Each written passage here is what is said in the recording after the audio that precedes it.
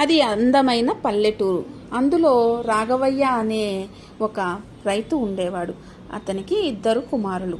పెద్దవాడు రమేష్, చిన్నవాడు సురేష్. రాఘవయ్యకు కొంత పొలము, ఇల్లు, ఆవులు, కోళ్ల ఫారము ఉంటాయి. రాఘవయ్య చనిపోయే ముందు తన 2 కుమారులని తన దగ్గరికి పిలిపించుకొని వారితో ఇలా మాట్లాడతాడు. నాయనా, నాకు ఉన్న ఆస్తిని మీ ఇద్దరికి సమానంగా పంచుతున్నాను. మీరిద్దరూ మంచిగా కలిసిమెలిసి ఉండండి అని చెప్పి రాఘవయ్య చనిపోతాడు. ఆ తరువాత అందరూ వచ్చి కార్యక్రమం జరిపిస్తారు. పెద్దవాడు రమేషు కష్టపడి పని చేసుకునే తత్వం కలిగినవాడు. చిన్నవాడికేమో లోబితనము, ఇచ్చిన ఆస్తి సరిపోలేదని అన్న మీద ఎప్పుడు కుట్ర చేస్తూ ఆలోచన చేస్తూ కూర్చొని ఉండేవాడు. ఒకరోజు ఇలాగే ఉండగా ఒకరోజు తమ్ముడు అలా అరుగు మీద కూర్చొని ఆలోచన చేస్తూ ఉండగా అన్నయ్య తమ్ముడు దగ్గరికి వస్తాడు. వచ్చిన తర్వాత తమ్ముడు అన్నయ్యతో ఇలా మాట్లాడతాడు.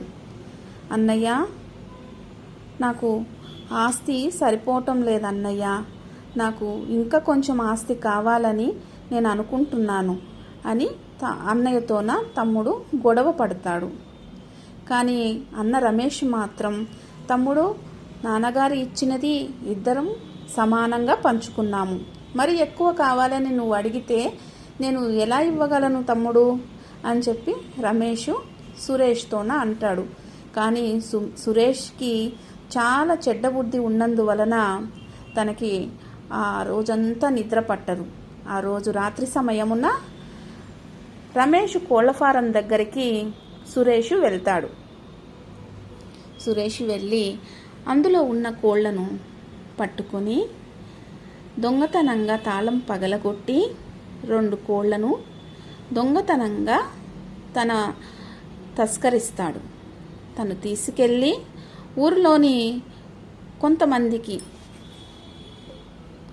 ఊరిలోని ఒక వ్యాపారి ఉంటాడు, అతనికి అమ్ముతాడు. ఆ అమ్మడము అలా ప్రతిరోజు జరుగుతూ ఉంటుంది. ఇది చూసిన రమేష్ చాలా బాధపడుతూ ఉంటాడు. ఈ విషయాన్ని ఆ చెట్టు చాటు నుంచి విజయమ్మ అనే ఒక మహిళ చూస్తూ ఉంది. అలా చూసి ఒకరోజు ఏం చేస్తుందంటే రమేష్ దగ్గరికి తను వస్తుంది. రమేష్కి ఈ విషయం నేను ఎలాగైనా చెప్పాలి అనుకొని రమేష్ దగ్గరికి ఆమె వస్తుంది. వచ్చినప్పుడు ఆమె, నీ కోళ్ల ఫారంలోని కోళ్ళు ఎవరు దొంగిలిస్తున్నారో తెలుసా అని రమేష్ని అడుగుతుంది. ఏమో విజయమ్మ, తెలియదు, ఎవరు దొంగిలిస్తున్నారో నాకు కూడా తెలియదు అని అంటే, ఒకసారి నీకు చూపిస్తాను రా అని చెప్పి వాళ్ళ తమ్ముడు పేరు చెప్పి అక్కడి నుంచి విజయమ్మ వెళ్ళిపోతుంది. తమ్ముడు రాగానే పడుకొని ఉన్న రమేష్ లేచి కూర్చొని, తమ్ముడు, నువ్వు ఈ పనులు చేస్తున్నావా? మన ఇంట్లోనే దొంగతనం చేస్తున్నావా? నా కోళ్ల ఫారం నీ కోళ్ల ఫారం కాదా? ఎందుకు ఇలా దొంగతనం చేస్తున్నావు తమ్ముడు అని చెప్పి సురేష్ని మందలిస్తాడు.